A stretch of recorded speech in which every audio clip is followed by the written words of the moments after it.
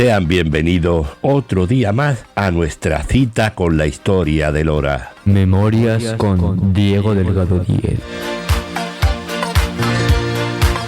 Para el programa de hoy vamos a volver a recurrir a lo que un día escribió don José Montoto y González de la Oyuela en su libro Visión de Lora del Río a fines del siglo XIX. Y fíjense qué cosas tan curiosas les vamos a contar. ¿Cuántos molinos de aceite piensan ustedes que hubo en Lora en aquella época? ¿10? ¿20? ¿Sabían que aquí se fabricaban unos exquisitos dulces que se vendían en Madrid y en otros lugares de España? Que aparte de los 2 o 3 médicos había un curandero, que en el centro del pueblo se produjo un cruel asesinato, donde se encontraban los urinarios públicos que había en las esquinas de algunas calles. Pues todo eso que ocurrió a finales del siglo XIX en Lora y algunas notas históricas más se las vamos a contar hoy en nuestro programa, aquí en Onda Cero. Y sin más, comenzamos. ¿Saben ustedes cuántos molinos había en Lora a finales del siglo XIX? Pues había ni más ni menos que 40. El alpechín de tantos molinos corría por los alrededores y por algunas calles, como por ejemplo Rastro, San Sebastián, Itálica, Daoiz, Lepanto, y también por la callejilla que viene desde el barrio Santa María. Para el trabajo de los molinos venían los gallegos, que muchos de ellos llegaban andando y traían jacas gallegas que vendían al llegar a Lora. La molienda duraba mucho tiempo, porque los molinos eran de torre los más antiguos y los otros de viga. De prensa hidráulica no empezaron a montarse ya hasta entrado el siglo XX. Dulces caseros. Aparte de los que cada cual hacía en su casa, y se hacían muy buenos de almíbar y carne de membrillo y jalea y alfajores, piñonates, etc. Aparte de esto y de las confiterías, existía una dulcera incomparable, Setefilla la Jacinta, que en realidad se llamaba Setefilla Nieto. La cantidad, la calidad, la variedad y la exquisitez de cuanto hacía, no hay palabras para ponderarla. Si aquel horno de dulces hubiera estado en población de más vida, se habría hecho de oro. Los dulces de la Jacinta iban a Madrid, a Sevilla y a todas partes. Unos hojaldres hacía rellenos de dulce de batata que eran manjar de dioses, y los roscos de azúcar, y los panecillos de asistente, y las tortas de almendra, y los flanecillos, y el dulce de huevo, y cuanto salía de sus manos. Vivía en la calle de Alcántara y dejó descendencia. También había unas tortas que tenían mucho éxito y que se pregonaban por las calles. Eran las tortas de La Cañera, muy buenas para merendar los chiquillos. Había un curandero en Lora, se llamaba Marquito, y era un intruso que ejercía la medicina. Vivía en la calle del Cristo y tenía su clientela entre la gente más sencilla.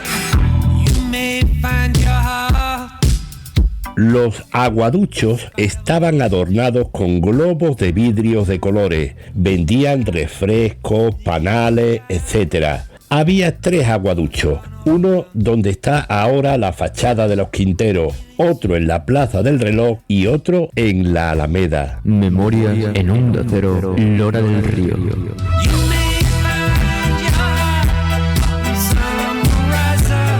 Esto es parte de lo que nos contaba don José Montoto de lo que vivió a finales del siglo XIX en nuestra villa. Pero aún hubo más historias. ¿Quieren conocerlas? Pues no se retiren.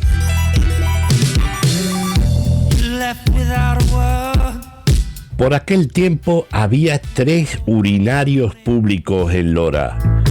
Uno estaba en el rincón de la calle Larga, el otro estaba en el comienzo de la calle Alcántara contra la pared del convento de las monjas. El tercero estaba en la calle de San Antonio, junto a la Plaza del Reloj, casi en ella, al lado de la puerta de la cárcel. Por cierto, la calle de San Antonio, que hoy día se llama Federico García Lorca, se llamó Balmes. La gente le decía la calle de la cárcel.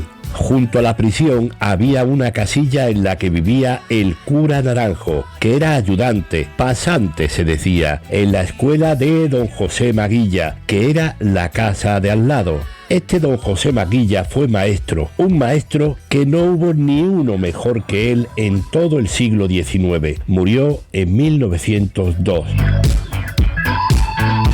Enfrente, en esta calle de San Antonio, hubo un colegio de niñas regido por doña Adriana Gallardo. A la Plaza del Reloj, algunos viejos le decían la Plaza del Cabildo, pero la mayoría le decía del Reloj. Allí estuvo, aparte del ayuntamiento, el Pósito, y también en ese mismo lugar estuvo el cuartel de la Guardia Civil.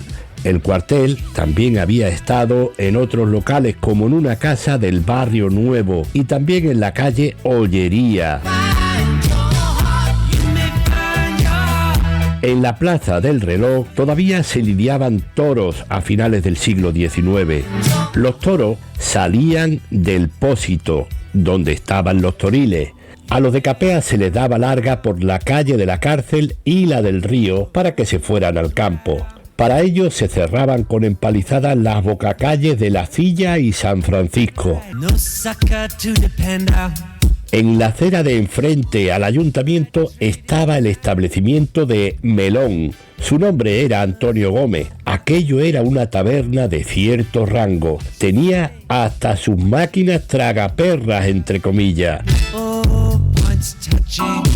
La plaza fue modificada en varias ocasiones. Por las tardes iban muchos chiquillos, las niñas jugaban a la rueda y cantaban romance, los varones correteaban y las personas mayores se sentaban en los bancos. Luego, durante muchos años, se montaba en la plaza un teatro de verano. ¡Qué deliciosas noches aquellas! Amparo Santo, Adela Parra, así como unos actores muy pasables, proporcionaban gratísimas veladas. Cada noche, 3 zarzuelas.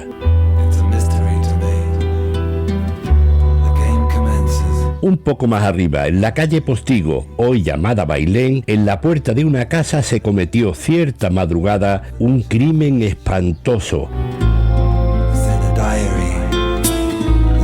Fue apuñalado, 40 puñaladas, el llamado El Gallego. No se pudo averiguar quién fue el autor. Otro caso curioso que les vamos a contar. En la Roda arriba vivió una señora que le decían la Moraga. En una avenida de la Virgen la llevaron gravísima en un sillón ante ella y curó de un modo sorprendente e inexplicable. Memorias en Onda Cero con Diego Delgado.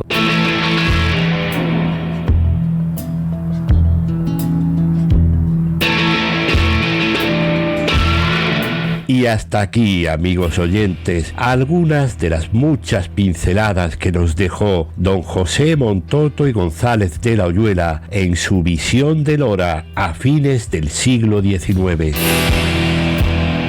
Si les ha gustado, la semana próxima traeremos más páginas de la historia de nuestra villa a este rincón de la radio.